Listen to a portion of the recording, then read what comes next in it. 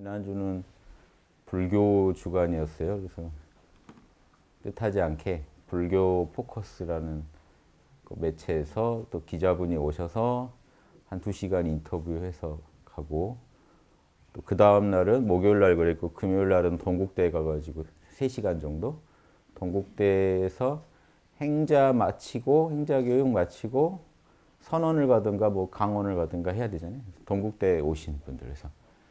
그래서 지금 이제 비구, 정식 비구, 비구니 되시기 위해 준비하시는 분들이 많았고, 또 비구, 비구니 분들도 계셨고, 그래서 40분 이상 동국대 다니시는 분들 중에 상당수 오셨을 것 같아요. 그래서 그분들한테 대승기신론을 가지고 대승불교의 핵심 말씀드리고, 그러니까 저를 불러주신 스님이 제 강의를 많이 들으셨더라고요. 그래서 가서 이렇게 3시간 동안 꽉 채워서 제가 하고 싶은 얘기 다 했죠. 그래서 이제 스님들, 정식 스님 되시려고 불교의 큰 뜻을 품고 출가하셔서 준비하시는데 제가 좀 테러를 한 게 아닌가 할 정도로 저희 홍익학당에서 추구하고 있는 대승불교의 핵심을 말씀드렸어요. 왜냐하면 왜 이게 테러일 수도 있다는 게, 여러 각도에서 불교를 보고 또 스님이 되시려고 하잖아요. 그러니까 초기 불교적인 게 좋아서 출가하실 수도 있고, 당장 그 자리에서 제가 강의하니까 참나가 있다는 거 못 받아들이는 스님도 계셨어요. 무아 아닌가요? 그래서 아니, 무아는 아닌데요. 그래서 왜냐하면 무아라는 게 초기 그 무아 아무 데나 막 갖다 붙이지 마세요. 제일 안타까운 게, 제가 이 강의를 한 지가 지금 유튜브에 올린 지가 한 5년은 돼가는 것 같은데 아직도 또 나가 보면 이런 학당에는 이런 얘기 거의 안 올라오는데, 아직도 이제 밖에 나가 보면 공부 좀 했다는 분들이 부처님의, 이거 진짜 헷갈려하세요. 제 부처님은 무조건 제법 무아예요. 그냥 무아를 얘기 안 하셨다고요. 제법은 무조건 오온. 초기경 안에서 이해해야 되죠.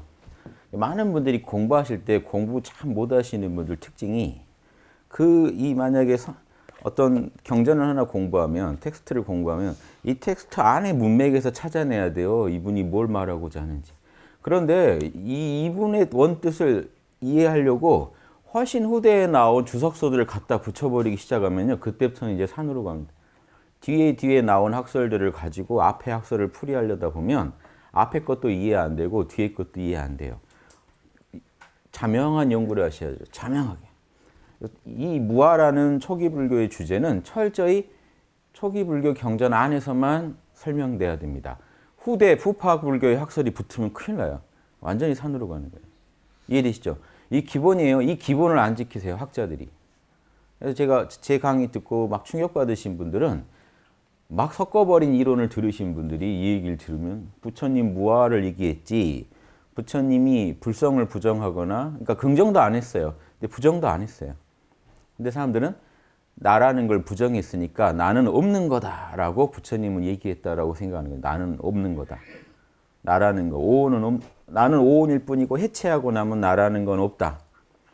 거기서 끝난다라고 생각하시는데, 그냥 오온이 내가 아니라고 하셨죠. 그런데 이제 뭐가 헷갈리시냐면, 많은 분들이 열반, 지금 이런 논문들까지 있단 말이에요. 그러니까 이런 학자분들은 제가 볼 때는 좀 어이가 없죠. 열반도 법 중에 하나 아닌가라고 해서, 열반도 무하다 해서, 열반도 영원한 게 아니고 실체가 없고, 이제 이런 이상한 논의까지 붙어버리는 거예요. 여기서부터는 이제 또 다양한 해석들이 있습니다. 그러니까 일단 뭘 인정하고 싶었냐면, 참나가 없다, 불성이 없다는 걸 얘기하고 싶어서 열반도 부처님은 무아라고 했다, 이런 또 논리를 갖다 끌어들이는 거예요. 그럼 이 논리에는요, 이 논리 하나 끌어들이다 보면 부처님 학설이 다 또 엉망이 되는데, 일단 불성을 부정하고 싶어서 또 겁없이 이런 논리들 함부로 끌어들입니다. 이런 논문들도 있어요. 엉터리입니다. 부처님은 절대 열반을 초기 불교에서 어떤 법으로서 설명하지 않아요. 제법무아, 제법이라는 건 일체법이죠. 그래서 초기 경전에서 부처님한테 일체가 뭡니까? 그러니까 일체, 만법이란 뭡니까? 일체는 육근이야 라고 합니다. 아니비설신의. 그럼 아니비설신의는 뭘 말하죠? 우리식으로 오감 플러스 마음이죠. 그럼 이 마음작용은 생각과 감정작용을 말합니다. 그래서 제가 생각, 감정, 오감을 얘기하는 거예요. 현상계는 생각, 감정, 오감으로 이루어졌다. 이 얘기랑 석가모니의 일체 제법이 무아다 이런 얘기할 때 일체 제법이랑 제가 현상계는 생각, 감정, 오감으로 이루어졌습니다. 얘기랑 똑같은 얘기예요. 그래서 제가 초기 불교식 논리에는 제가 반대하는 부분들이 있지만 이런 기본적인 거에 있어서는 석가모니의 견해와 제가 이견이 없다고요. 이런 부분에 있어서. 그럼 제법은 무하죠. 당연히. 생각, 감정, 오감은 무상하죠. 당연히. 그건 무상한 것들이고 무하고 고죠. 왜 괴롭다는 거냐? 계속 변화하니까 한순간도 정체되지 않고 변화하니까 그게 고예요. 계속 상황은 변해버리니까. 딱 지금이 좋은데 변해버려요. 또 반대로 지금 너무 싫은데도 또 변해요. 변해 있어요. 상황은 계속 변해 있어요. 그러니까 이빠사나 수련하시는 분들이 고가 왔을 때도 이렇게 분석하잖아요. 이빠사나로. 이 부처님의 논리에 의해서. 이 고 또한 무상하다는 거예요. 이 고통도 순간이다. 또 지나가면 바뀔 것이다. 대신에 즐거운 일이 일어나도요. 거기에 집착 안 하려고 이 즐거움 또한 무상하다. 변할 것이다. 항상 그런 관점으로 보면서 현상계에서 초연해지는 지혜를 얻죠. 그래서 현상계에 있는 그런데 열반이 무상하다, 괴롭다고 붙이면 말이 안 되죠. 그럼 무아에도 붙이면 안 되겠죠. 무상과 무아가 한 세트니까. 그런데 황당하게 유명한 학자분들이 열반은 무아에다가는 붙여요. 왜 부처님이 제법 무아할 때 무아에다가 제법을 얘기했겠냐. 그리고 왜 일체법이라고 했겠냐. 거긴 열반도 있는 거 아니겠느냐 하면서. 그럼 이 말이 맞다면 제법 무상 고도 말이 맞아야 되는데 대상이 달라져 버리는 거잖아요. 그럼 왜 한 얘기를 하고 계신데 부처님은 일체는 고다. 일체가 제법이라고요. 일체는 고다 할 때 그럼 그 일체의 열반도 들어가야 되는 거 아닌가요? 그런 논리라면 말이 안 맞죠. 근데 지금 이런 논문이 있어요. 버젓이 유명한 학자분들이. 그러면 이게 이런 코미디를 연출하시면서 저한테 와서 부처님이 무아라고 했는데 참날 얘기하시면 어떡합니까 하면 부처님이 천나가 있다 없다 얘기하시질 않았던. 부처님은 항상 생각, 감정, 오감이 무상하다. 내 것이 아니다. 여러분 뜻대로 되는 물건이 아니에요. 생각이 여러분 뜻대로 되나요? 감정이? 오감이? 여러분이 보기 싫어도 제가 손 들면 여러분 마음속에 손이 움직이는 걸 보셔야 돼요. 이해되시죠? 그래서 무아상경에서 부처님이 두 번째 설법하신 무아상경에서 왜 무아냐? 생각, 감정, 오감, 오는 너 뜻대로 되지 않는다 이 얘기를 해요. 그래서 무아다. 그래서 네 것도 아니다. 네 것이면 말을 듣지 않겠느냐. 근데 말을 안 듣는다. 네 것이 아니다. 그게 너도 아니다. 그래서 무아가 나와요. 그러니까 이 무아라는 데는 네 것도 아니고 너도 자신도 아니다. 이 말이 다 들어있어요. 왜? 부처님이 그렇게 설명하셨어요. 실제로. 그래서 공부하시다가 생각이나 감정, 오감에 대해서 그런 관점에서 보실 수 있어야 돼요. 무상하다. 이놈들은 계속 변하니까 근본 속성이 고다. 여기서 고는 꼭 불행하다는 걸 의미하는 게 아니에요. 변한다는 게 내 뜻대로 되지 않으니까 여러분 뜻대로 안 되죠. 그러니까 여러분 욕구가 좌절된다는 얘기 아닌가요? 그런 의미에서 고라는 거예요. 안 그러면요. 아닌데 제가 살아보니까 현상계에는 기쁨도 있고 괴로움도 있고 다 반반 있는 것 같은데요. 그게 고라는 거다 이거예요. 이해되시죠? 기쁜 일도 기뻤다가 좀 머물러줬으면 좋겠는데 가고 없어진다. 그러니까 현상계는 여러분 뜻대로 안 된다는 뜻이에요. 고가. 그러면 또 그게 다른 말로 여러분께 아니다. 여러분이 아니다라는 무아도 돼. 다 같은 말인 거예요. 무상하다가 괴롭다는 말을 낳는 거고 무상하고 괴로우니까 여러분 것이 아니라는 논리가 되는 거예요. 무아상경이라는 부처님이 두 번째 그 5명 제자들한테 설법한 경전에 이 말이 다 설명되어 있습니다. 그런데도 또 와서 열반 참나도 무아 아닌가요? 이런 논리를 끄집어내시면 경전을 이렇게 공부하시되 섞어서 공부해 버리시면 후대 학설 부처님 계실 때 하지도 않은 말을 뒷사람들의 말을 붙여서 연구하시면 헷갈려요. 지금 현재 부처님의 초기 육성이라고 전해오는 것도 문헌화된 거는 기원 1세기나 돼요. 사실은 구전으로 몇백 년을 내려와요. 그것도 지금 사실은 의심스러운 게 많은데 그래도 그나마 구전되어 왔다고 해도 여러분이 그럼 그렇게 외워서 구전되어 왔으면 못 믿겠네요 하는 분들이 계세요. 그러니까 어떤 주장까지 있냐면 괜히 제가 불교 얘기를 시작했는데 동국대에서 강의 한 2년 때문에 얘기가 지금 나온 거라고 생각해 주세요. 이런 논리까지 주장하세요. 부처님이 대승불교일 거라고 주장하시는 분들은 지금 그 부분을 딱 착안해서 봐라. 우리가 초기 불교 경전이라고 부르는 소승적인 내용이 많이 나오는 그 불경마저도 결국 기원전 1세기 때나 문헌화됐다. 글로, 문서의 글로 적혔다. 따라서 그 전에 구전되어 왔을 때 많이 왜곡됐을지 어떻게 아느냐? 사실 부처님은 대승일 것이다. 이 주장도 지금 교수님이 주장하십니다. 학계의 유명한 교수님이 주장하시는 거예요. 근데 이 말은 무리가 있어요. 왜냐? 그러면 우리가 아는 되게 원형에 가까운 초기 경전에도 대승적인 내용이 많이 나와야 돼요. 그럴 거면. 근데 거기에는 거의 안 나오다가 갑자기 되게 판타지 같은 경전, 확실히 후대에 쓰여진 게 확실한 그 경전에서 대승적인 내용, 화엄경 같은 데서 나오는 거 보면 두 개가 분명히 그 뭐냐면 비슷해야 되잖아요. 비슷하지 않아요. 애초에 글 형식 자체가. 그러니까 그리고 분명히 지금 우리가 초기 불교라고 부르는 경전의 내용이 더 원형에 가깝다는 게 나와요. 뭐냐면 간단하게 부처님 생활을 묘사하더라도 치밀해요. 제자 누가 있었고 당시 어떻게 그 어느 지역에 어디 계실 때 이게 분명하죠. 근데 대승에 내려오면 어떡하나요? 부처님 보통 어디서 설법 하나요? 천상계에서요. 지상에서도 설법 안 해요. 따라서 대승불교 경전은 상당히 판타지가 들어가 있습니다. 따라서 이거를 바로 섞는 것도 말이 안 된다. 그리고 여러분이 그걸 잘 모르시는데 구전이라는 게 엄청나게 정확합니다. 실제로. 그 당시 왜 외웠을까요? 글로 안 쓰고. 외우는 게요. 상당히 정확했기 때문에 그래요. 그러니까 그냥 외워버리는 거예요. 그래서 그 부처님 불경 결집할 때 이렇게 한 거예요. 지금 전해오는 말로는. 부처님 속마음을 제일 잘 아는 사람은 누구예요? 마하가섭이에요. 마하가섭만 부처님 수준의 안목을 갖고 있어요. 근데 부처님 말을 제일 많이 듣고 아는 건요? 아난이요. 그럼 아난이 부처님 말씀입니다. 저는 이렇게 들었습니다. 이렇게 얘기를 해요. 그럼 마하가섭이 그 내용은 부처님이 할 법한 말이다 하는 걸 인정해요. 그 다음에 거기 모인 500 아라한들, 그래도 열반을 얻은 500 아라한분들한테 물어봐요. 그때 현장에 있던 사람들 그렇게 들은 게 맞습니까? 그러면 예, 그렇게 들었습니다. 평소 부처님 말이랑 어긋나는 거 없나요? 어긋나는 거 없는 것 같습니다. 라고 하면 오케이, 이건 경전으로 합니다. 그러면 그 자리에서 그거를 다 암송해요. 부처님이 이와 같이 얘기하셨다. 언제 어디 계실 때 누가 뭐라고 해서 이렇게 대답하셨다. 그거를 다 같이 외워요. 그래서 각자 자기 지역에 가서 또 퍼뜨려요. 그래서 외우는 애들을 계속 만들어요. 인간 복사기들이 계속해서 그 경을 외워서 갖고 있어요. 노래처럼 그러니까 리듬 타면서 외우는 거죠. 이게 정확해요.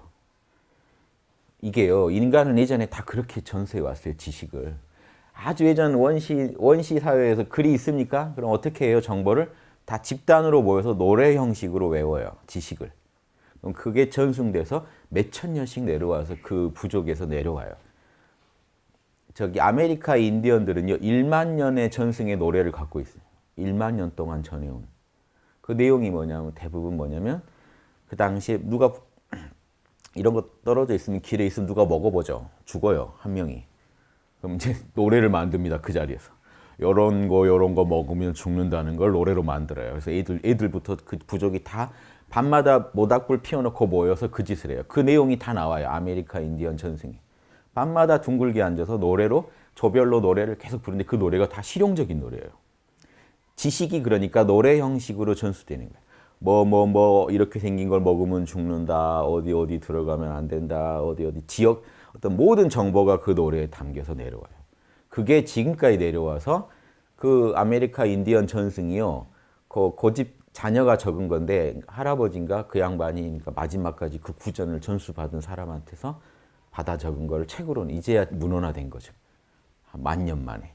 이런 일이 있는 거니까 많은 분들이 애웠으니까 못 믿는다. 이런 거는 고대 문화에 대한 거 상당히 그거는 좀 문외한적인 주장입니다. 그러니까 그거 스승의 말인데 하나라도 그 어긋날까 봐 되게 정성스럽게 외웁니다. 그걸 사명으로 알고 외우고 암기력이 지금 우리보다 좋아요. 왜 그러냐? 여러분도 원래 암기력 더 좋았을 거예요. 전화번호 정도는 외웠을 거예요. 핸드폰이 등장하면서 안 외워요. 이제 못 외웁니다, 여러분. 퇴화했죠. 외울 필요가 없으면 못 외워요. 그런데 예전에 진짜 글도 없다, 노트도 없다, 그러면 외워야 돼요. 다 외워야 됩니다. 안 그러면 자기 생명에 직결된 문제예요. 먹지 말아야 할 걸 먹었다간 큰일 나는 거예요. 그래서 인류가 지식을 얻는 과정을요, 그 아메리카 인디언 기록 보면요, 정말 좀 감동 같은 게 와요. 뭐냐면 수많은 사람들이 직접 죽고 겪으면서 지식 하나를 얻어요. 그래서 그 인디언들 노래에 제일 중요시한 게 그 지식이에요. 지혜. 이 지혜 하나를 꼭 우리 부족에 전승시켜야 된다는 거예요. 그래서 내가 죽더라도 저기로 가면 죽습니다 하는 정보를 주고 남기고 가요. 그럼 그 정보를 갖고 그 부족은 노래로 전승해서 외우면서 다음 삶에 그걸 적용해요. 인간이 그렇게 살아나왔다는 게 그 과정이 그 기술된 제가 구전 자료를 봤는데 그러니까 저는 그 구전에서 내려온다 이거를 함부로 얘기 못합니다. 외웠으니까 엉망일 것이다 이런 거 말 못합니다. 이해되시? 다만 특정 학파가 자기들 학파의 입장대로 약간 각색을 쓸 확률은 있죠. 왜냐하면 스승이 부처님이 그렇게 얘기하셨을까 하고 막 의심을 자꾸 품으면서 우리 학파는 그런 노래는 부르지 말자. 우리는 소승을 지향하자. 대승적인 노래는 금지하겠다. 혹시 그랬을 수도 있죠. 그러니까 그런 가능성은 열어둘 수는 있지만 그런데 내려오는 노래가 거의 일치한 내용을 갖고 있다고 볼 때는 제가 그런 부분을 감안하더라도 일단 그렇게 봐주는 게 옳다. 그래서 초기 불교는 아무래도 좀 우리가 볼 때 소승적인 지향을 하고 있고 기원 전으로 나오기 시작한 대승사상은 확실히 달라졌어요. 현상계를 이제 부정하지 않고 현상계가 본래 공허한 입장에서 우리가 지금 현상계에서 먹고 살면서 온 작용, 생각, 감정, 오감을 일으키고 이렇게 살더라도 이 자체를 더럽다고 생각하는 것은 소승이고 더럽지 않다. 무상고 무하다고만 생각하는 건 소승이고 무상고 무한데 이게 사실은 불성의 작용이야 하고 긍정해버려. 이게 되게 달라집니다. 보세요. 불교분들이요. 소승불교식으로만 공부하면은 기독교적인 마인드를 이해 못해요. 근데 기독교 안에도 또 소승적인 부분이 있으니까 그런 부분하고 통할지 몰라도 대승적인 기독교 사상 이해 못합니다. 이런 거예요. 초기 불교를 심하게 공부하신 분한테는 이건 다 더러운 거예요. 무상한 거, 괴로운 거, 무아. 이 살덩어리, 고름덩어리, 무상한 거, 무아. 곧 해골이 될 거, 무아. 그런데 기독교식 논리로 가면 어떻게 돼요? 하느님이 보시기에 아름다웠다예요. 이게. 모든 피조물은 하느님이 보시기에 아름다웠다. 하느님이요. 우주 창조하고 나서 보기에 좋더라라고 했단 말이에요. 완전히 다른 철학이죠.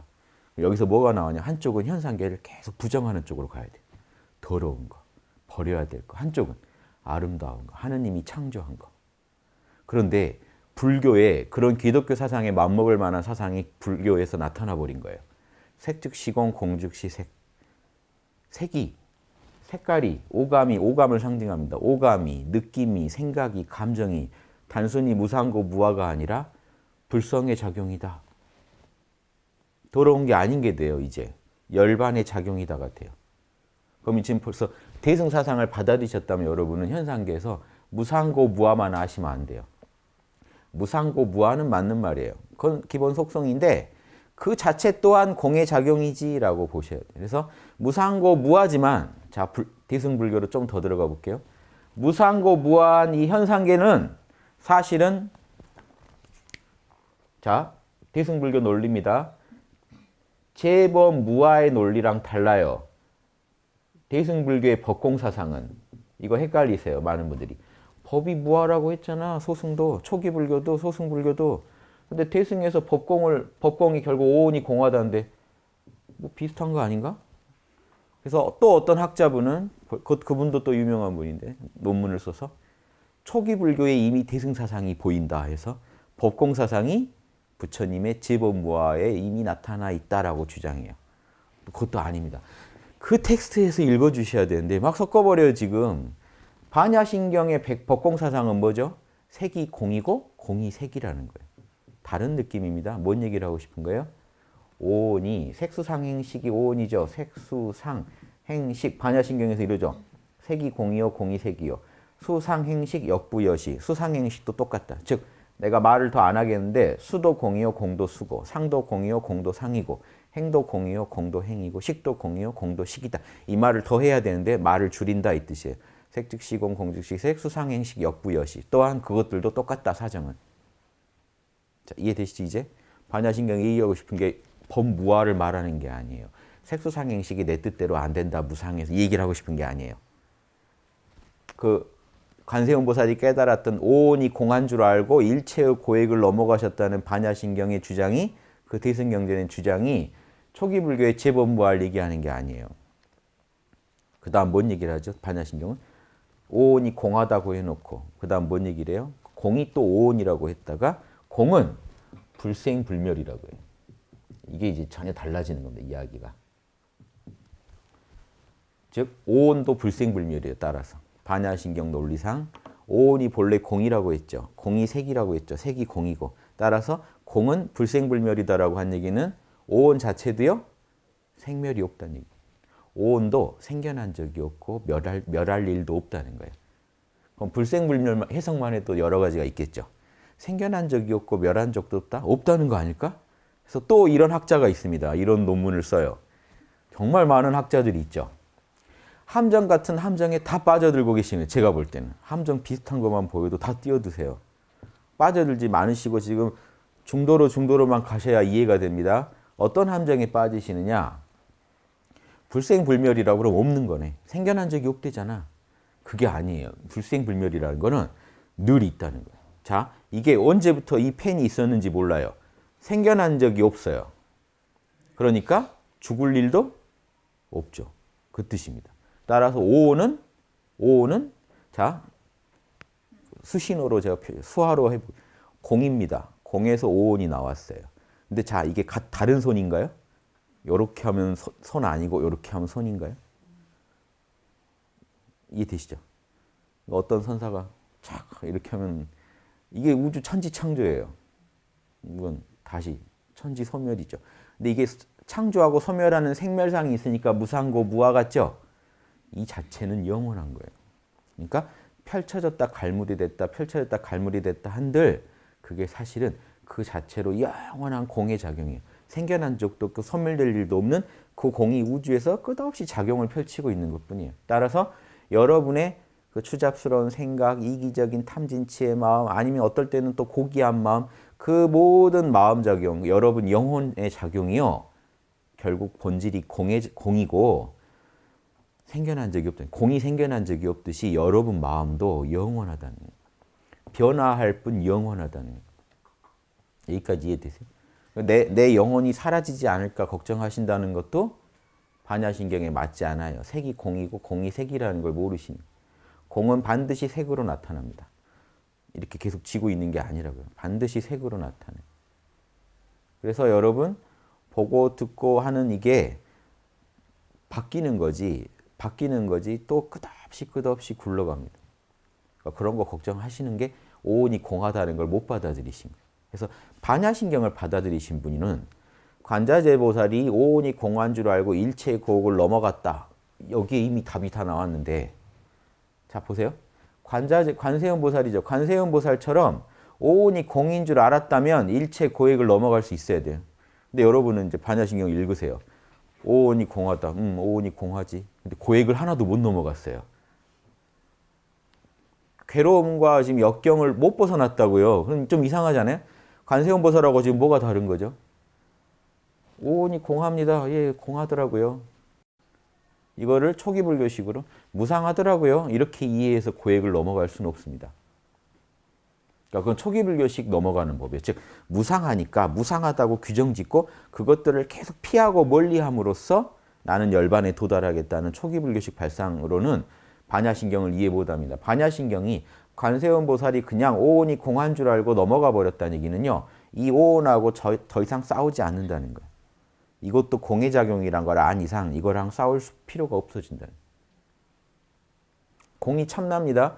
여러분 내면에 순수의식이 있어요. 공을 공이라고만 하면 이제 여러분들 오해하시니까 우리 수신결에 나오는 제일 좋은 말 있죠. 다 귀찮으니까 한글로 적을게요. 공적한데 영지. 이게 제일 올바른 표현입니다. 공에. 그냥 공이라고 하면 텅 빈 줄만 아시니까 텅 비었는데요. 신령하게 알아차리고 있어요. 그러니까 여러분 의식의 제일 밑바닥이에요. 여러분 마음의 옷을 다 버렸을 때 맨몸만 남겠죠. 여러분 마음의 맨몸 상태요. 순수의식 상태. 그게 여러분의 공적한 영지입니다. 텅 비어서 어떤 오온 작용도 안 일어났는데 알아차리고 있어요. 그건 오온이 아닙니다. 자, 요게 거울인데 거울에다가 천지 만물을 다 비춰봐요. 거울은 계속 오염되어 있는 것 같죠? 여러분 마음도 지금 계속 오염되어 있는 것 같죠? 그런데 거울에 아무것도 안 비춰봐요. 명상을 통해서 다 내려놔 봤더니 거울이 그럼 거울 자체도 사라지느냐 그게 아니라 거울은 여전히 비추는 힘은 그대로 있더라고요. 다만 거울에 아무것도 안 비칠 뿐이지. 그러니까 여러분 마음 중에 지금 여러분 슬픈 일이 일어난다는 건 슬픈 걸 알아차리고 있는 거예요. 기쁜 일은요. 기쁜 걸 알아차리고 있어요. 그런데 알아차리는 거는 기쁨이 아니에요. 슬픔도 아니에요. 그래서 오셨던 거죠. 그래서 기쁨이니 슬픔이니 하는 모든 오온작용들을 다 벗어버렸더니 뭐만 남아요? 알아차림이요.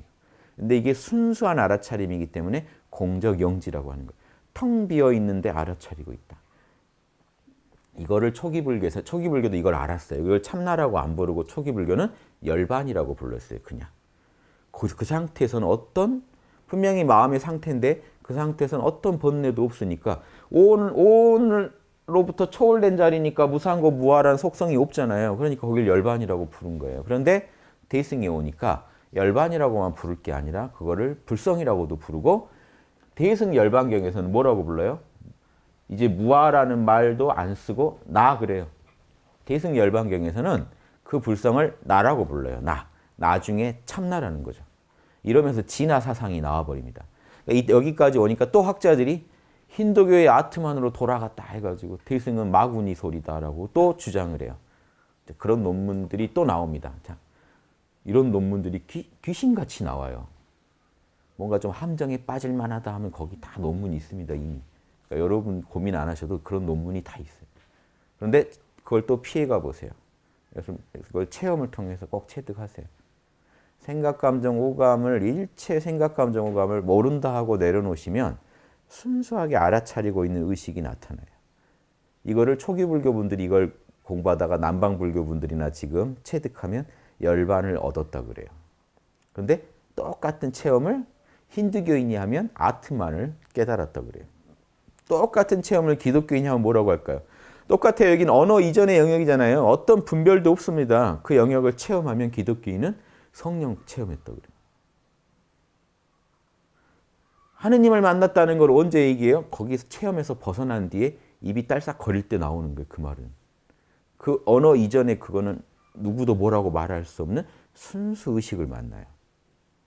그 증거가 구약에 모세한테 여호와께서 당신은 누구십니까? 하니까 나는 스스로 있는 나다. 그래요. 그럼 딱 그 상태예요. 그렇죠? 그게 공적영지예요. 여기까지 하시면 기독교랑 그렇게 싸울 일도 없죠. 여러분 마음에 안 드는 기독교인은요. 기독교를 잘 모르는 사람들이. 그러니까 교회는 다니지만 나처럼 절에 다니지만 부처님을 잘 모르는 것처럼 저 양반도 교회 다니지만 교회를 잘 모르는 사람이구나. 이해하시면 되지. 이게 말단 가지고 싸울 일이 아니고 본질은 하나구나 하는 거 아셔야 돼요. 그래서 예수님이 뭐라고 해요? 내 안에 아버지 있고 아버지 안에 나 있다는 말을 해요. 이 말은요. 그러니까 나라는 건 오온을 나타냅니다. 그렇죠? 예수님의 오온 아닌가요? 내 안에라고 했으니까 나의 근원에 아버지 있고.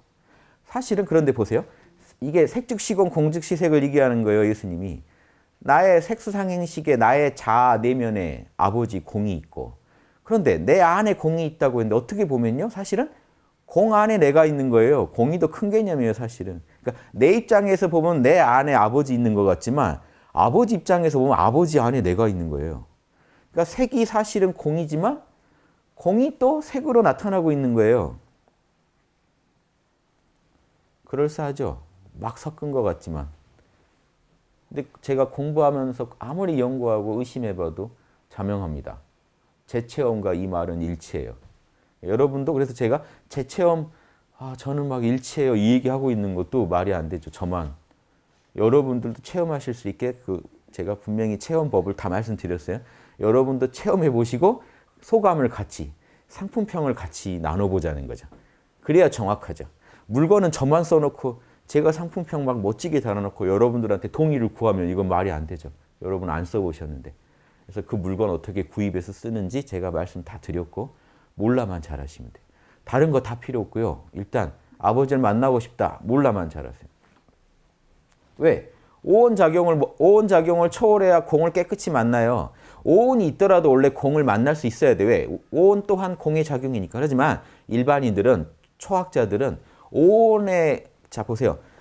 거울에 막 지금 현란한 무늬가 너무 보이면 순수한 거울의 비춤을 좀 느껴봐 해도 막 무늬가 현란하니까 이거 안 보여요. 여러분 영화관에서 뭐랑 똑같냐면 영화관에서 수많은 그 영화 화면이 펼쳐지는데 그 화면에 빠져들지 그거 보면서 이 화면 동안 스크린에 나타난 현상일 뿐 하고 보지는 못한다는 거예요. 이해되시죠? 아무리 현란하게 영상이 지나가도 이 스크린은 오염되지 않아. 이 스크린은 음막이라 그러죠. 광명, 이게 밝게 이 스크린은 있을 뿐이야. 거기에 아무리 어떤 영상이 나타나도 이게 변하진 않아. 이걸 아셔야 되는데 그걸 일반적으로 바로 알기는 어렵단 말이에요. 그러면 어떻게 해요? 영화를 꺼놓고 그냥 스크린 자체를 봐보면 알죠. 아, 진짜 아무것도 여기는 없네. 마찬가지로 그러면 나중에 그걸 스크린에 대해서 잘 알고 나면 나중에 영상기가 돌아가서 화면이 펼쳐져도 그 스크린은 오염되지 않는다는 걸 아시겠죠. 마찬가지로 지금 여러분도 여러분 마음의 내면에 있는 순수한 알아차림이 여러분이 아무리 추잡스러운 생각을 해도 그 자리는 더럽혀지지 않는다는 걸, 여러분이 아무리 살면서 험한 일을 겪었어도 순수 알아차림 자리는 부처님하고 하등의 차이가 없다는 것을, 여러분 내면에 그런 고귀한 신성이 있다는 것을 아시기 위해서는 먼저 한번 내가 나라고 생각하는 것들을 좀 내려놔 볼 필요가 있어요. 나중에는 안 내려놔도 알아요. 근데 처음엔 내려놔 봐야 돼요. 그래서 몰라를 얘기하는 거예요. 몰라. 그래서 여러분이 어떤 나에 대한 스펙, 어떤 게 떠오르건 모른다고 판단을 하지 않고 판단 중지로 버티시면서 모르쇠로 일관하시면, 여러분이 어떤 판단도 안 해버리시면 여러분 오온은 힘을 잃습니다. 왜? 오온은 관심을 받고 움직여요. 그게 오온이 돌아가는 힘입니다. 여러분이 관심을 줘야 돼요. 여러분 소리가 들려도요, 거기 관심 안 주면 그 소리는요 여러분 마음에서 없는 거랑 똑같아요. 지금 밖에서 막 시끄럽게 싸우고 있는데 너무 자극적인 영상을 보고 있을 때는 안 들려요. 자녀들이 아무리 시끄럽게 해도 지금 뭔가에 뿅 가서 보고 계실 때는 안 보여요. 왜 불렀는데 대답 안 해? 그럽니다. 나중에. 들은 적이 없는데. 자, 그 소리가 없었던 게 아니라 내 마음이 관심을 안 주면 나한테는 없는 거예요. 여러분 살아가는 세계가 그래요. 여러분 요즘 관심 갖지 않는 거, 여러분 물건 중에 최근 한 달간 못 본 거 한번 생각해 보세요. 어디 있는지 생각 안 나요. 여러분이 살아가는 반경 안에 분명히 있는데 여러분 마음에는 없는 거예요. 요 펜 사서 열심히 쓰다가 여기 놔두고요. 요 펜 사서 열심히 쓰다 보면요. 어느 날 문득 그 펜 어디 그 펜 잃어버린 것 같다. 요즘 최근 1년간 그 펜을 못 봤다. 그러면 거기 있어요. 찾아보면 여러분 눈앞에 있었어요. 여러분한테는 관심을 못 받으니까 없는 거예요. 그래서 관심을 주니까 여러분 마음에서 작용을 일으키거든요. 그런데 그러니까 관심 가는 대상은 어떻게 했어요? 여러분이 욕심나고 관심 가는 대상은요, 여러분 마음에서 참 무서운 힘을 가질 수밖에 없는 게, 보고 또 보고 생각하고 자다가도 또 떠올려 보고 꿈에서도 만나고 어마어마한 염체가 형성됩니다. 카르마가. 이 친구는 그냥 막 여러분 내면에서 불쑥불쑥 튀어나와요. 이 정도가 되면. 그런데 그러니까 공부를 잘 하시는 법도 계속 그것만 생각하고 몰입하면요, 그냥 자다가도 공부를 하게 돼요. 왜? 불쑥불쑥 튀어나오니까, 무의식에 들어가 있다가. 그런데 관심이 끊어졌다. 그럼 이건 내 우주에 없는 거랑 똑같아져요. 어떤 염체가 지금 형성이 안 되니까 저 내면에 예전에 만들어 놓은 염체가 어딘가에 떠돌고 있는데 지금 나한테 자각이 안 되니까, 나의 알아차림에 빛을 못 받으니까 없는 거랑 똑같아져요. 그러니까 여러분이 현상계를 초월하는 아주 간단한 법은, 지금 현상계를 상징하는 여러분의 생각, 감정, 오감 일어날 때마다 모른다고 하고 관심을 안 줘버리는 거예요. 놀이하듯이 해보세요. 원래 예전 부처님들도요, 놀이하듯이 합니다. 재밌게 하지 막 인상 쓰고 이렇게 하는 거 아니에요. 수행하는데 보통 수행을 고행이라고 하니까, 고가 들어간다는 건 욕구의 좌절이죠. 여러분 모든 욕구를 좌절시키고 고에 들어가야만 수행이 된다고 생각하시는데 그게 아니라, 여러분 욕심을 적절하게 제어하니까 고행인 거예요. 다 충족 안 시켜주니까 고행인 것 뿐이에요. 그래서 여러분 에고도 막 보고 싶고 듣고 싶어 하는데 그걸 그냥 안 따라가고 몰라를 또 즐거운 마음으로 해보세요. 그 자체가 사실은 고행이죠. 에고의 욕구를 다 안 들어주니까. 하지만 그 과정은 신바람 나는 거고 재밌는 과정이에요. 왜? 불성이 구현되니까요. 그대로 재밌는 과정이에요. 에고 입장에선 고지만 불성한테는 행복이에요. 그래서 여러분 내면에서는 결국 에고의 고보다 불성이 드러나는 행복이 커서 사실은 고행이라고 하지만 재밌어요.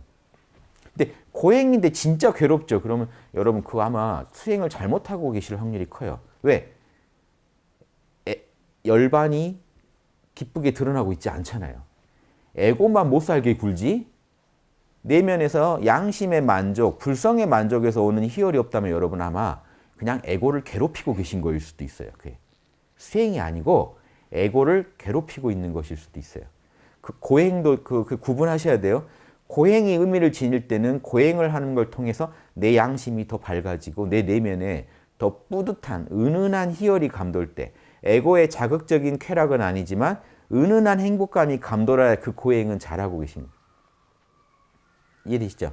그러니까 고행은 고행인데 여러분이 생각하는 그런 고행은 아니에요. 앉아서 에고 먹잇감만 안 주고 그러니까 에고 입장에서는 고인데 모르겠다 즐겁게 하시다 보면 내면에서 벅찬 만족감과 행복감과 그 결핍감이 없는 그런 무조건적인 행복감이 올라와요.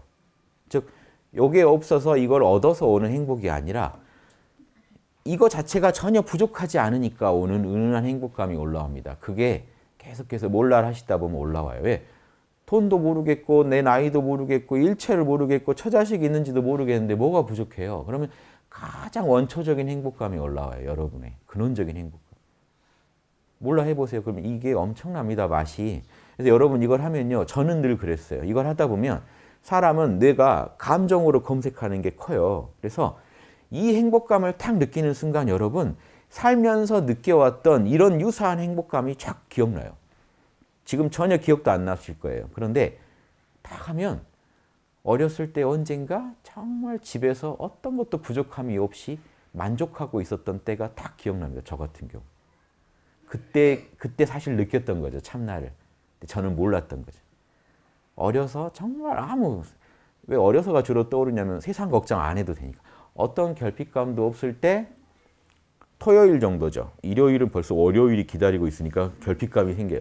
토요일 학교 방과 후 햇살 받고 봄바람 맞으면서 어딘가 그냥 막연히 앉아 있었던 때 이런 때가요. 탁탁 떠오릅니다. 이 명상에 들어가고 나올 때쯤에 깊이 들어갔을 때는 안 떠오르죠. 그런 것도 다 날아가지만 한번 해보세요. 딱 앉아서 내려놓고 있을 때 유사했던 행복했던 경험들이 탁탁 떠오릅니다. 근데 평소 살 때는 어때요? 남편이 괴롭히고 누가 괴롭히고 해서 괴로웠을 때의 기억들이 계속 줄줄이 떠오릅니다. 어제 일같이. 그러니까 살면서 지금 우리가 서로를 힘들게 할 수밖에 없는 게 그리고 자기 자신을 힘들게 할 수밖에 없는 게 괴로운 일들을 계속 곱씹고 계세요. 그러면 곱씹을수록 그 감정이랑 유사했던 과거 기억들이 계속 떠올라요. 그러니까 지금 괴로우는 것도 괴로운데 우리가 몇십 년치를 다 꺼내서 괴로움을 당하고 있다는 거죠. 그런데 반대로 명상을 하면 왜 좋냐? 사실 집만 벗어나도 왜 좋은가? 템플스테이 가서 수행을 안 하더라도 왜 절에만 가 있어도 좋은가? 그러면 홀로 나 자신의 만족을 추구할 수 있죠. 그러면 과거에 나 홀로 뭔가 누가 나 안 괴롭히고 만족스러웠던 상황들이 자꾸 떠올라요. 그러면서 행복했던 나 자신을 다시 되찾게 되는 거죠. 그러니까 이런 시간이 꼭 필요한데 꼭 산에 가시지 않아도 방에서요. 여러분들 가족들하고 같이 TV 볼 때도요. 혼자 고요히 몰라로 들어가 보세요.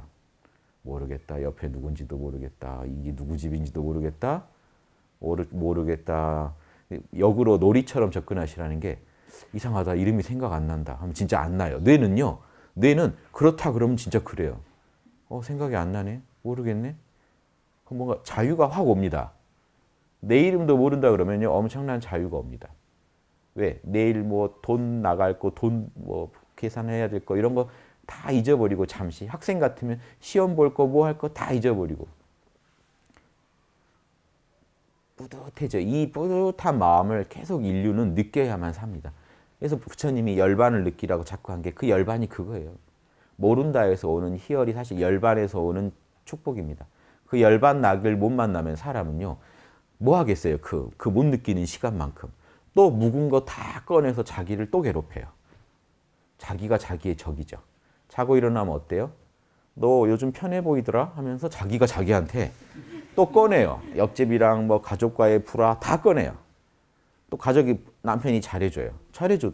잘해주면 그걸 누리면 되는데 원래 저런 사람이 아닌데 하면서 또 저 사람이 과거에 나한테 어떤 짓을 했는지 또 한번 꺼내봐요. 한번 괜히. 자, 그 꺼낼 때 자기가 자기를 심각하게 폭행하고 있는 팩트 폭력 같은 거죠. 그 팩트라 하더라도 자기가 자기한테 사실은 엄청난 폭력을 행사해요. 왜? 마음을 행복하지 못하게 만들어놔요. 그래서 사실 여러분 의도적으로 몰라를 계속 하셔야 돼요. 그래서 예전에 불교에서 살불살조라는 말을 하는 거예요. 그게 부처님을 꼭 굳이 죽이기까지 해야 되나 이런 생각 있지 않으세요? 살불살조하라. 꼭 부처님을 왜 죽여야 되나요? 그게 아니라 좋은 거, 부처님이면 거기서 부처님은요 좋은 걸 말해요. 여러분이 되고 싶은 거. 그것도 품고 있으면 여러분이 괴로워진다는 거예요. 결핍감이 생기고 초조해지고 불안해져요. 그러니까 부처도 되고 싶어 하지 말라는 거예요. 뭔가 되고 싶다고 할 때 여러분은 가난한 마음이 되고 결핍감이 생기고 초조해져요. 그럼 견성한다고 수행하는 분들 내면이 얼마나 초조하겠어요, 사실. 거의 로또식이에요. 이거 견성 못하면 나는 큰 스님도 못 되고 절에서 찬밥이다. 실제로 그런 분들은, 그런 스님들은 저기 뒷방에서 어떻게 돌아가신지도 모르고 사라집니다. 실제로. 그러니까 로또인 거예요, 여러분. 선방에서. 견성하면 어떻게 돼요? 절이 생겨요. 큰 스님 대접받으면서 죽을 때까지 좀 에고적인 어떤 욕망을 채워요. 견성을 못하면요. 진짜 나이 들어서 이제 몸 아프고 하면요. 진짜 알 수 없게 혼자 괴로움을 겪으십니다. 실제로. 거기 그런 걸 아는 분들한테 제가 들은 얘기인데 험하다고. 사판승은 돈을 만지는 승려는 그래도 돈을 갖고 있으니까 힘이 있는데 이판승 참선하던 승려가 말년에 견성 못하면 정말 그건 그렇게 불쌍한 게 없다 이런 말 한단 말이에요. 그런데 저는 그 말을 듣고 좀 문제를 느꼈어요. 진짜 부처가 되려면 선문답처럼 부처도 죽여야 되는데 저분들 마음에 이미 이거 나 진짜 견성 못하면 큰일 나는데 하는 마음이 만약에 들어앉아 있다면 이게 독이 될 수도 있다라는 생각을 제가 하게 됐어요. 그런데 그것도 문제죠. 그런 의식도 없고 또 그냥 안거만 하면 나는 이제 그냥 앉아서 수행도 안 하고 시간만 보내는 분도 계실 거예요. 그런 분도 들었어요, 얘기를.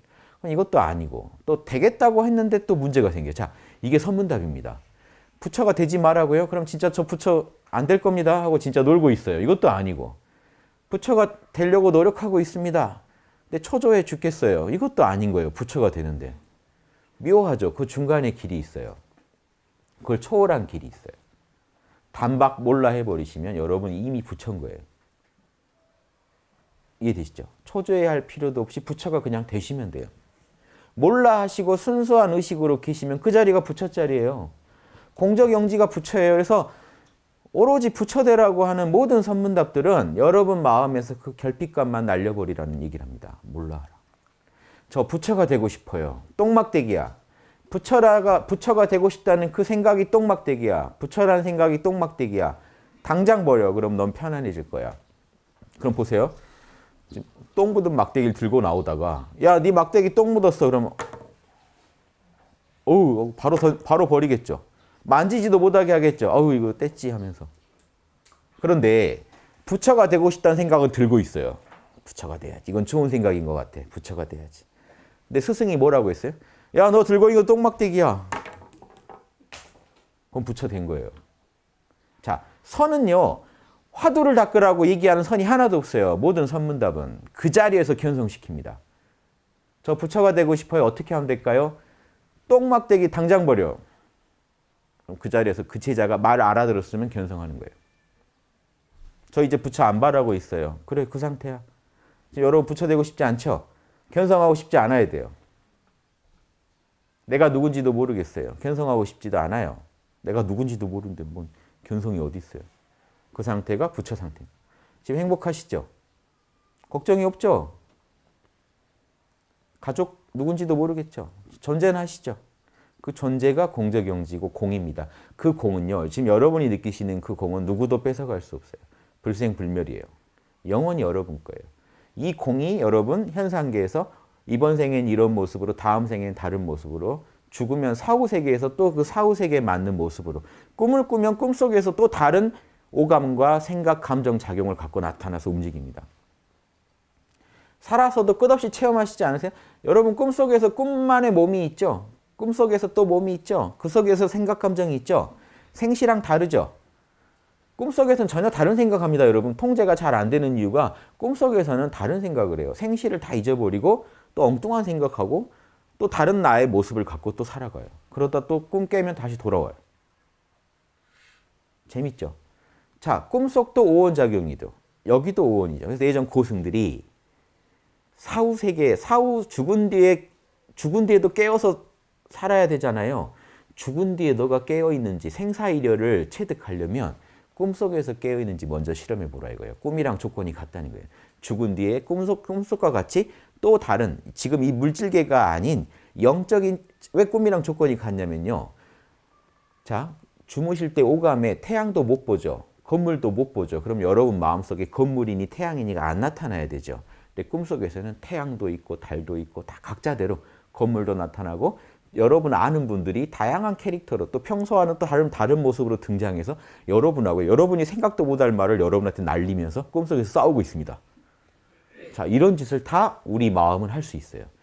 이게 일체유심조예요. 그래서 근데 꿈 깨고 나면 아이고 꿈이었네. 그게 전체가 내 마음작용이었네 아시죠? 근데 또 함정에 빠집니다, 여러분.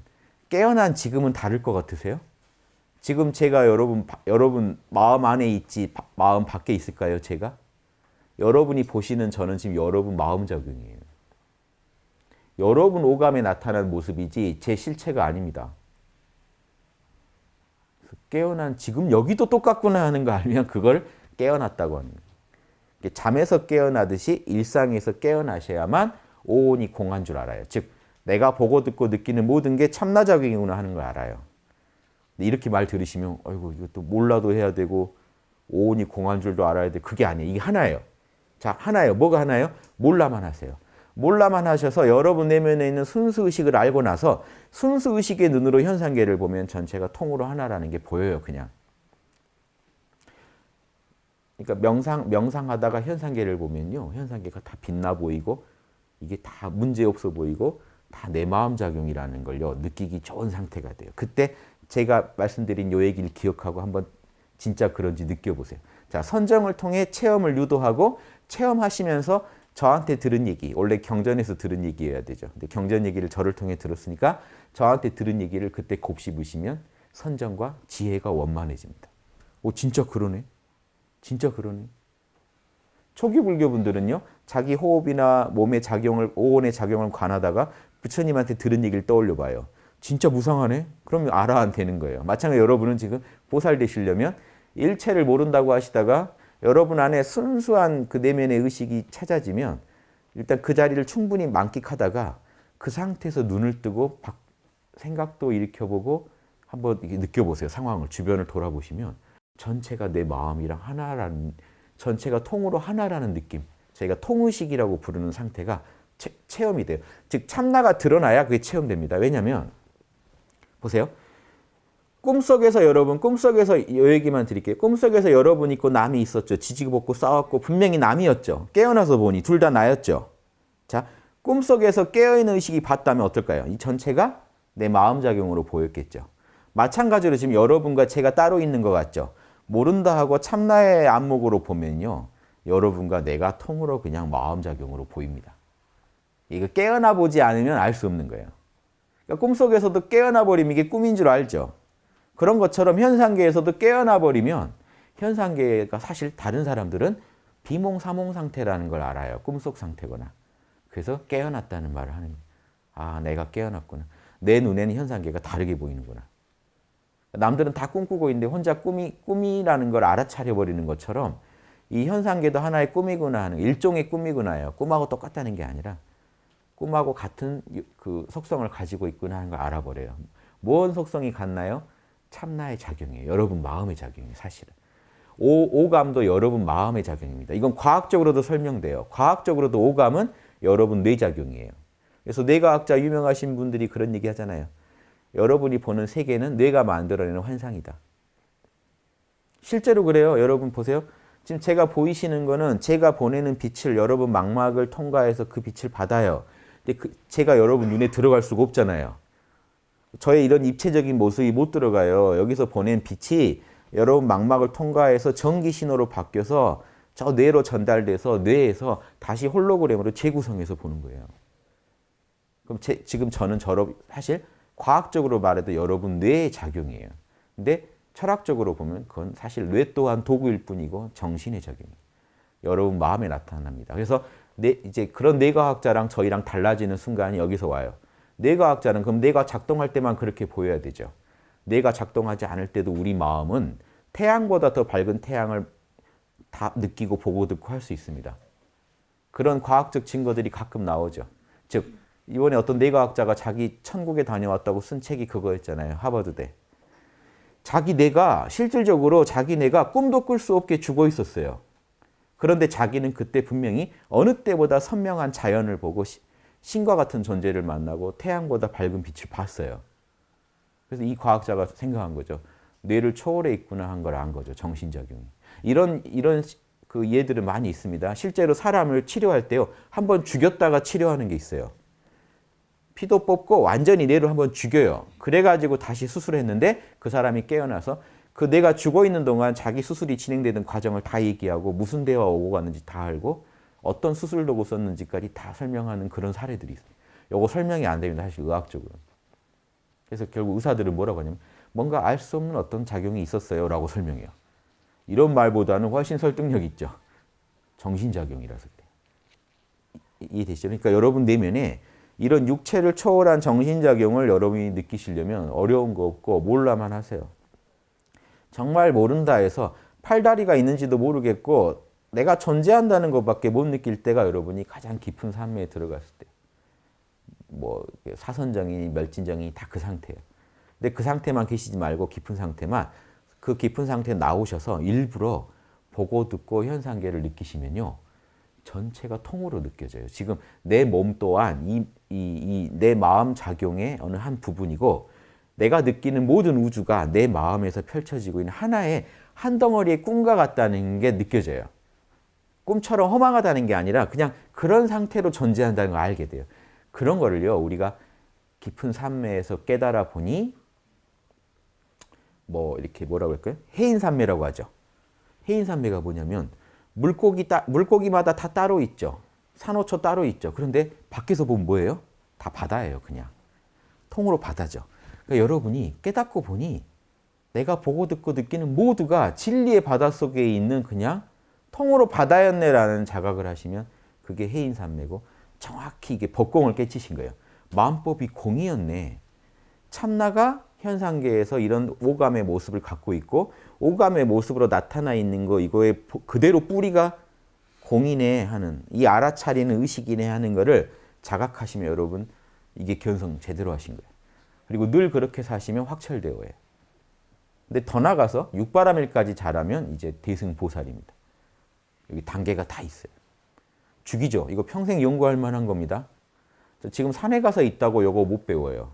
홍익학당에 오셔야 배워요. 그렇죠? 예. 과장 광고가 아닙니다. 팩트 폭격이 팩트 폭행이죠. 이런 건. 그러니까 지금 그 출가하신 분들한테 제가 뭐라고 할 수는 없었지만 출가하지 말고 학당 오시지 이런 말 할 수는 없잖아요. 예전에 제가 보살 되시려면 출가하지 말고 출마하세요라고 한 적도 있었죠. 제가 출마했어요. 진짜로 그 말하고. 저는 말하면 합니다. 왜냐? 진짜 중생의 도움이 필요한 자리는요. 지금 정치인들이에요. 지금 대통령 바뀌고 좀 상식 있는 정치인들 나타나니까 뭔가 숨통이 트이시죠. 정치는 그런 공기 같은 거예요. 별로 중요성을 못 느끼는데요. 미세먼지 뜨면 난리 나는 겁니다. 숨도 못 쉬는 겁니다. 그러니까 숨 막힐 때 알아요. 사람들이. 맑은 공기의 소중함, 상식의 소중함. 그래서 지금 좀 상식적인 대통령 나오고 정치인들이 등장하니까 뭔가 묵은 체증이 쫙 사라지죠. 아, 이게 미세먼지 싹 거친 거랑 똑같은 거예요.